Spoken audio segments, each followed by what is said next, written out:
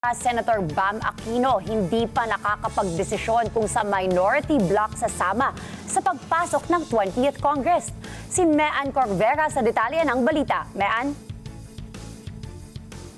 Hindi pa raw sigurado si incoming Senator Bam Aquino kung sasama sa minority bloc sa pagbubukas ng 20th Congress. Sa isang panayam, sinabi ng senador na hindi niya pa nakakausap o nakausap niya na ang mga kapwa-senador na nakasama noong kampanya, kabilang na sina Senador Riza Hontiveros at incoming Senator Kiko Pangilinan, pero wala pa siyang nabubuong desisyon hinggil dito. Pero sabi ni Aquino, hindi mahalaga sa kanya mapabilang man sa anumang political group dahil ang pangako niya sa mga kababayan ay isulong ang reforma sa edukasyon.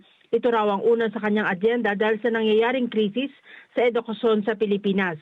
Sabi ng senador, tapos na ang eleksyon, kaya dapat nang isang tabi ang politika, lalo ngayong naharap rin sa maraming problema ang bansa tulad ng oil price hike at pagtaas ng presyo ng pagkain dahil yan sa nangyayaring gilian sa pagitan ng Israel at Iran na sinamahan pa ng Estados Unidos.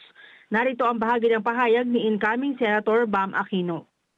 Kung puro politika yung pinag-uusapan natin, parang nawawala rin yung pansin dun sa mga bagay na mahalaga sa tao. May giyera sa iba't ibang parte ng mundo, yung mga kababayan natin doon kailangan ng umuwi, tataas yung presyo ng gasolina, tataas pa yan dahil sa nangyayari sa Iran at sa US.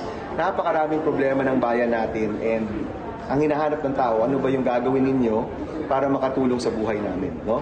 Of course, yung political parties, groupings, friendships, nandyan yan.